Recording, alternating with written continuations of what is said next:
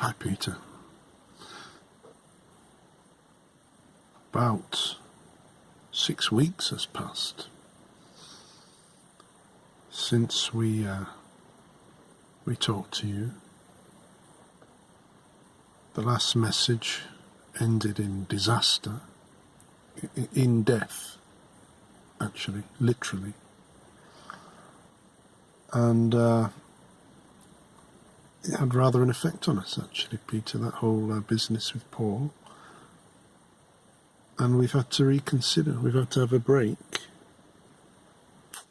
It is August also. It's the time for breaks. But somehow that video made us think again. It's made us reassess, to take some time. And first and foremost, it made us feel rather bad about ourselves and how we perhaps could have let that bird die. A little bit harsh, perhaps, but we let nature take its course, perhaps, or we were sort of enjoying ourselves, making a little film, watching it through the screen. We weren't really, our attention wasn't really there in the situation. Our attention was on the screen, on the unreal screen, to the extent that we could sit back and watch step by step the demise of this creature without acting. I mean, we said it from the start of that message, more or less, that it's going to probably end in it falling in and dying. And we didn't. We watched it slowly weaken. We watched the weather get worse and worse. And we watched it die whilst talking to you. We could have gone up there and tried to help it.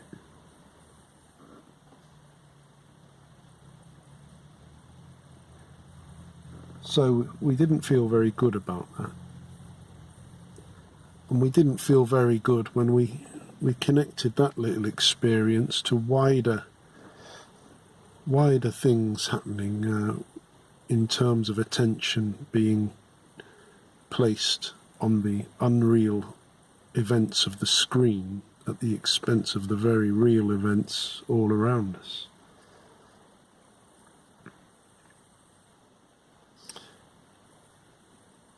It's not to say there's some crisis or huge revelation, Peter, about the whole business.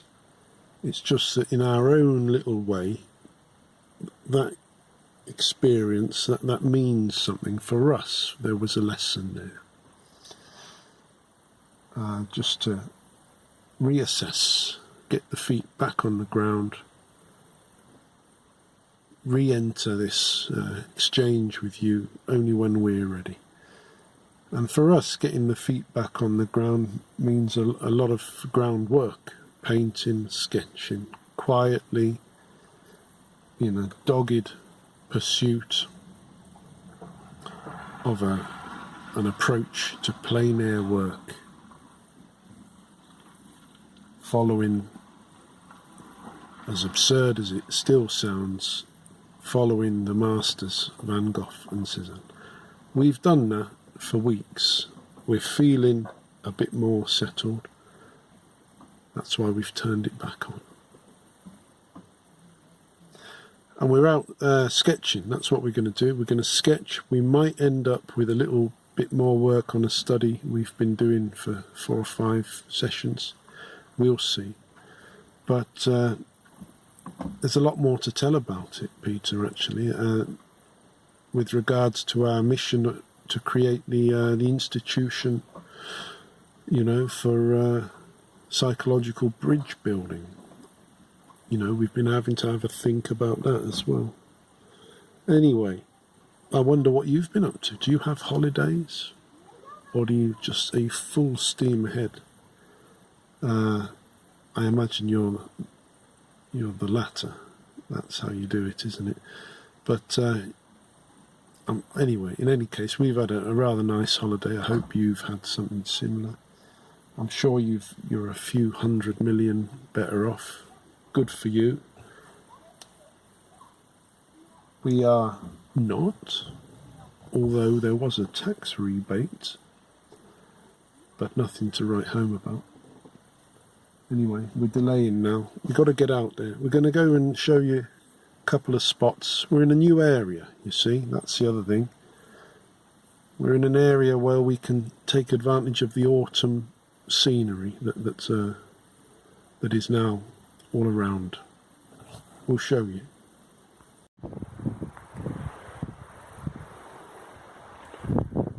So this is what I mean, Peter. This field has just been harvested.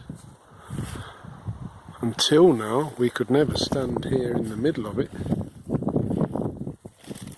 But just the other day, the first harvest I've seen occurred, and now we can stand in here, and it opens up an awful lot of new angles.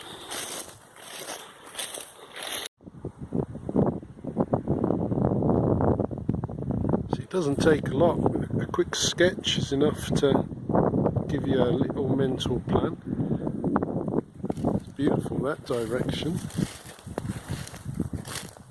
See, we've been here a while, Peter, this area, a few weeks. We've always been a bit puzzled though, because that's the area you want to paint. Probably it's the most picturesque, but the sun is sort of in the wrong place all day, so it's very much an evening job.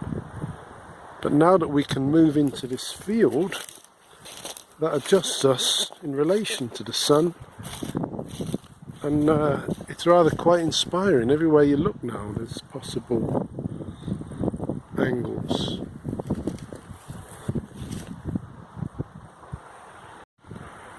There's another one. It's a strange thing, Peter, actually, because as soon as I start to try and draw these harvest type scenes, my mind obviously goes back to the Van Gogh harvest pictures. But not only that, the mark making of the pencil, you know, to sketch the little straws and such like, is well, again, it's very Van Gogh-like, little marks. He was very good at bringing his drawing graphic marks into his painting. It's particularly essential to describe the things like the straw of a field, or these lines of straw.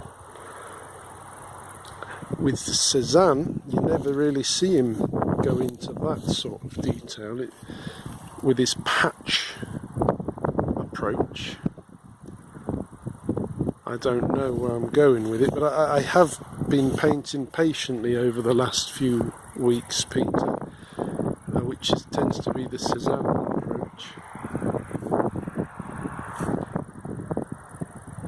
Anyway, it seems to be our little impossible mission to try and combine parts of the two of those painters. So we've accepted that now, absurd as it is. That's not bad, is it?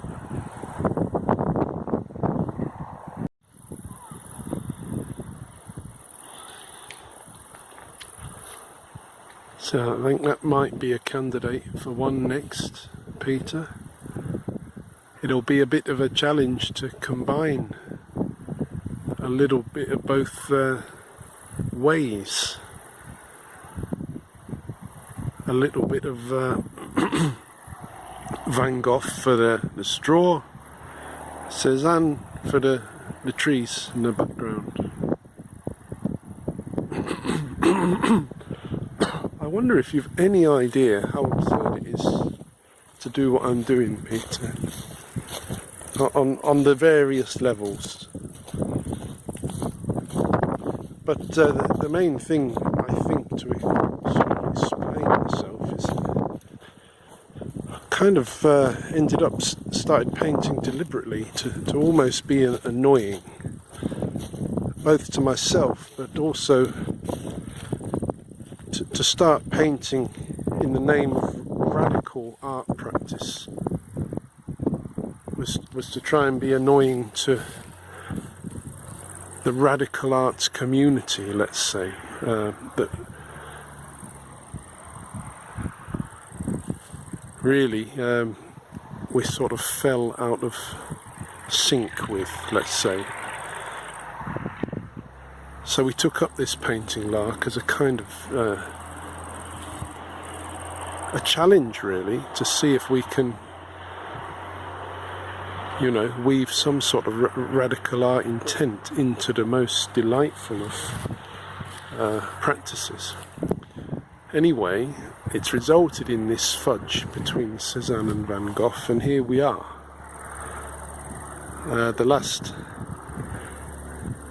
probably 16 years of work has slowly dragged on in that fashion, and here we are, as I say. Now that looks pretty good through the phone. Let's see how it looks on the paper. Yeah, it's not so shabby on the sketch, although it's such a quick sketch, but you can see the general plan of the big shape descending to the left. It's another good one. Where to go now? I think we'll just go this way. Car's over there. And it's pretty hot. And we've forgotten our hat, but it's pretty late afternoon, so I think we'll be alright.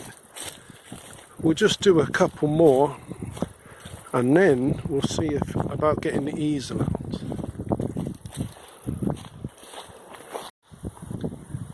It's another one I quite fancy, and that's just a few meters up from the other one we took. So you see, when you follow the seasons, you were given it all on a plate, really. More than you can handle. All you have to do is sort of keep an eye out. So this is pretty good, Peter. The only thing I've been wondering that's bothering me is that I'm now very tempted to go full Van Gogh and go close in on the extraordinary variety of colours on the actual ground here. We've done it in the past a lot. It's like a combo of the soil is a kind of violet tone. The straw, it just gets more and more orange, yellowy orange. Then some green, and then these flowers. You know, it could be a riot. But in our mind, we're not doing that. We're doing the very patient, absurdly patient sensation approach, which really we've got ourselves in a bit of a muddle with. See, look at that, and it's asking for it, isn't it, Peter?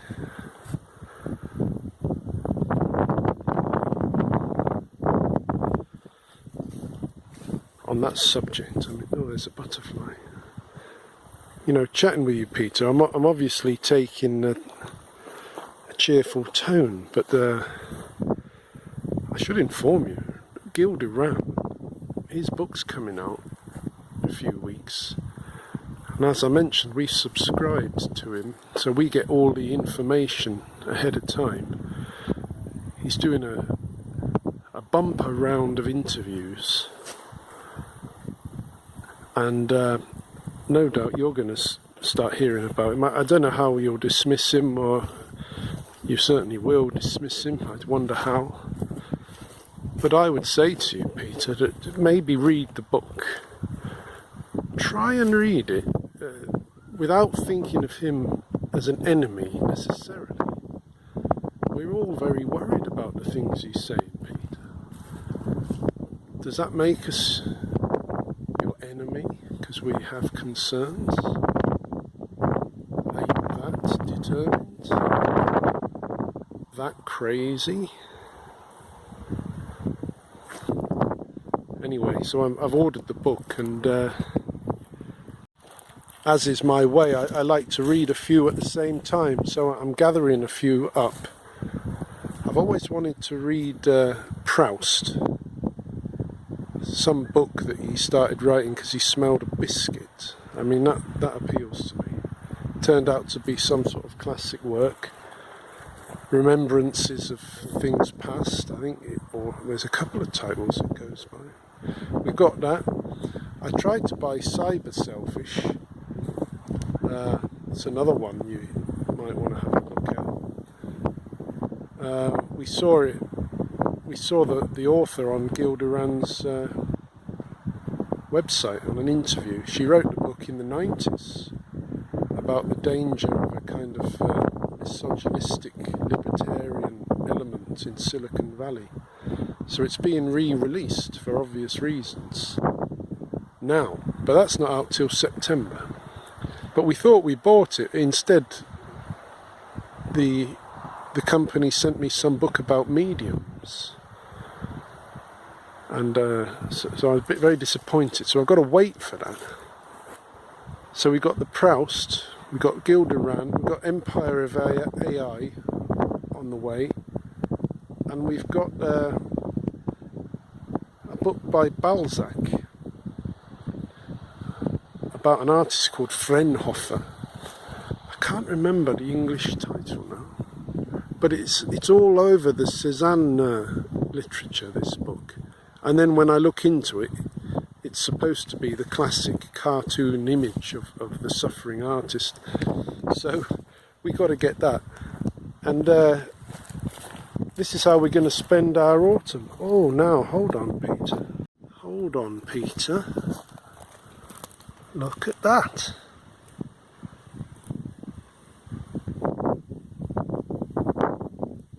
That is a lovely thing. Little caterpillar. We just this second saw a butterfly.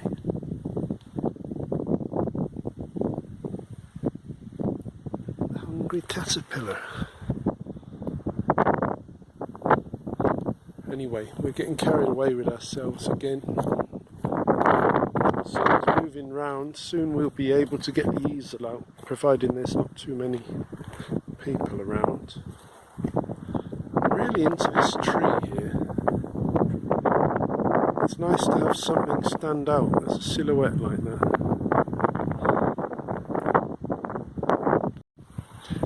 And a few metres on, Peter, we've got a third option. So we could probably be here till Christmas in this sort of 100-metre stretch here, and that's probably what we should do to get some really serious work done. The problem is you can't help noticing other things. You just can't, and part of the reason for that is because of the way we move around so much, I guess. Because we've got the car, we can check everything out. In fact, in an old project, I banned the car because I thought to myself, these painters I so admire, they didn't have cars and drive around everywhere. They just focused on whatever was walking distance, pretty much. And indeed, I did a project like that, and it did open your eyes. We did it last season too, of course, on Esplanade, and it totally opens your eyes. But at the same time, as we found last season, you know, you can't help be drawn. And it's not always good to just be, you know, disciplining yourself when you could be out here, you know, for example. This is where I would like to have been last year, but I couldn't because I was on Esplanade. Anyway, I'm going to trudge back to the car and see what the next move is.